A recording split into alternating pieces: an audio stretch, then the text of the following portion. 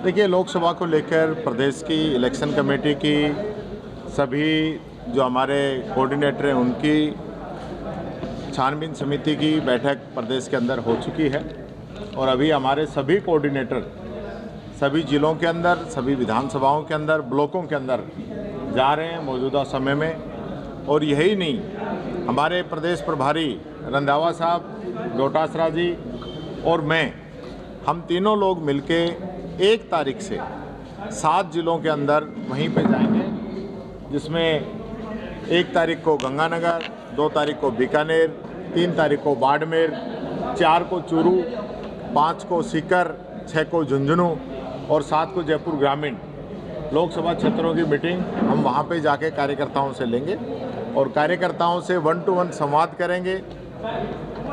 ये हमारी अभी जो प्लानिंग है हाल फिलहाल जो अगले वीक की है।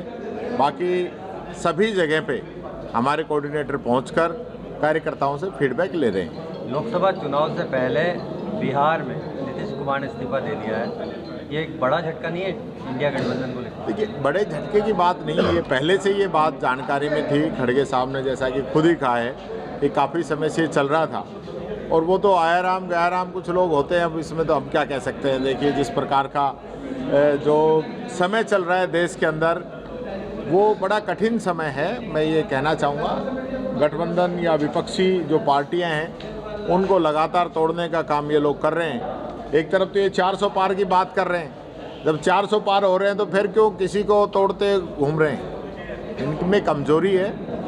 ये जो सारा जो हुआ जो बना रखा है वो कुछ नहीं है। अब की बार जो इंडिया गठबंधन की सरकार देश के अंदर बनेगी, पूरे देश की जनता ने ये तय कर लिया है। बट राहुल गांधी की जो यात्रा है, नमस्कार को लेकर कांग्रेस का क्या स्टैंड है? देखिए, अब ये लोग नई नई परिपाटियाँ शुरू कर रहे हैं, करिए, हमें तो कोई एतराज़ तो है नहीं, लेकिन हम चाहते हैं अच्छी एजुकेशन दी जाए। महात्मा गांधी जो स्कूल हमने खोले हैं उन पे तो ये एतराज़ जता रहे हैं। ये चाहते हैं गरीब का बच्चा आज भी हिंदी मीडियम की शिक्षा ही ग्रहण करे, प्राइवेट स्कूल के अंदर ही जाए। ये इन लोगों की नीति है। क्या कांग्रेस के खिलाफ नहीं है सूर्य नमस्कार के आदेश के खिलाफ? देखिए, सूर्य नमस्कार जो है ये कराना चाह रहे हैं, कराइए, तो इसके खिलाफ की क्या बात होगी?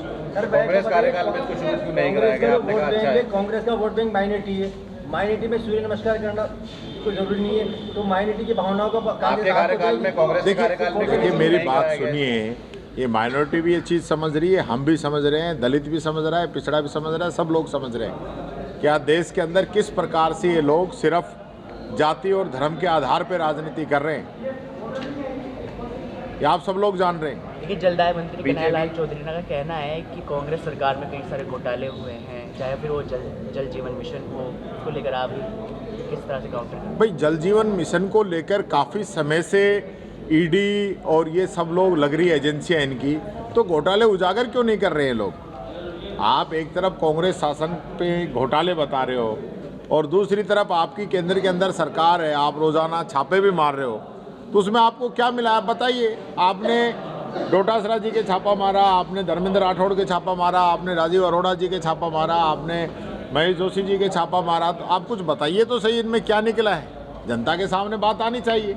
कांग्रेस नेता आर तिवारी का कहना है कि कांग्रेस को जो हार मिली है विधानसभा चुनाव में, वो कांग्रेस में शामिल जो जयचंद हैं उनकी वजह से हार मिली है। कौन वो लोग हैं जयचंद? वो तो आर तिवारी जी बताएंगे, लेकिन मैं ज़रूर कहना चाहूँगा कांग्रेस बहुत मजबूत पार्टी है और कांग्रेस का कार्यकर्ता, कांग्रेस का वोटर हर बूथ के ऊपर है। कहीं ना कहीं कुछ लोग कई बार हम में से गलती करते हैं, गड़बड़ करते हैं, जिसका खामियाजा हमारे कैंडिडेटों को उठाना पड़ता है। ऐसे लोगों को चिन्हित करके पार्टी से बाहर निकाला जाना चाहिए। इस बात पे भी हम जरूर ध्यान दें। इंडिया गठबंधन जो है, इंडिया गठबंधन, असम में राहुल गांधी का विरोध होता है न्याय यात्रा का, अब वो विरोध बंगाल में हो रहा है। क्या इंडिया गठबंधन लोकसभा चुनाव तक पूरी तरह सुरक्षित रह पाएगा? देखिए, आसाम के अंदर जिस प्रकार के हालात वहाँ की बीजेपी सरकार पैदा कर रही है, जनता का विरोध नहीं है। राहुल गांधी जी कन्याकुमारी से पैदल चल के 4,500 किलोमीटर वहाँ कश्मीर के अंदर पहुँच गए और बंगाल में कहीं भी विरोध नहीं हुआ, कहीं भी विरोध नहीं हुआ। आज मणिपुर से जब यात्रा, आप बात सुनिए पूरी, मणिपुर में जो यात्रा शुरू हुई है, विरोध कौन कर रहा है? आसाम में विरोध कौन कर रहा है?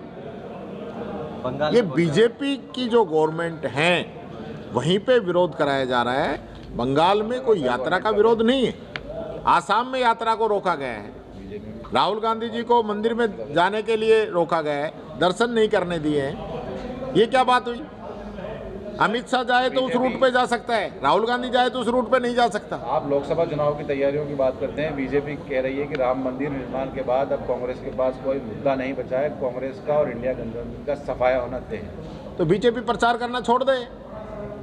बीजेपी को लग रहा है कि राम मंदिर से वोट मिल जाएंगे तो प्रचार करना बंद कर दे, कैंडिडेट उतार देगी।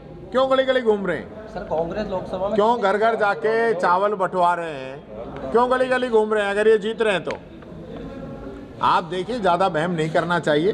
राम मंदिर का जो मुद्दा है, मैं बताना चाहूँगा, ये सिर्फ और सिर्फ राम के नाम पे राजनीति कर रहे हैं। भगवान राम को इन्हीं के पेटेंट है क्या? बीजेपी के आने के बाद में भगवान राम पैदा हुए या इन्होंने मंदिर बनाने के बाद में भगवान राम आए? मेरे तो नाम में ही राम है। सबरी के भी राम है, निषाद के भी राम है, हर आदमी के राम है, जो मानते हैं उन सब के राम है। सचिन पायलट साहब की क्या भूमिका रहने वाली है लोकसभा? सचिन पायलट जी हमारी पार्टी के नेता है, हमारे, उनकी कैसे नहीं रहेगी उनकी भूमिका? क्या मतभेद सारे भुला दिए गए हैं एक साथ? कोई कांग्रेस मतभेद कहाँ है? मतभेद कहाँ है? सब लोग मिलके चुनाव लड़े हैं, सब लोग मिलके काम कर रहे हैं। पायलट साहब आज छत्तीसगढ़ के अंदर काम कर रहे हैं, उनको महासचिव बनाया गया है कांग्रेस पार्टी का, इतना बड़ा पद दिया गया है। जरूरत है ज़्यादा पायलट साहब की या छत्तीसगढ़ में? देखिए, ऐसा नहीं है कि कहीं वो राजस्थान से बाहर थोड़ी चले गए छत्तीसगढ़ में जाके। राजस्थान अब और जितेंद्र सिंह जी जो हैं हमारे अलवर के हैं और आसाम के प्रभारी हैं, तो क्या वो अलवर छोड़ गए?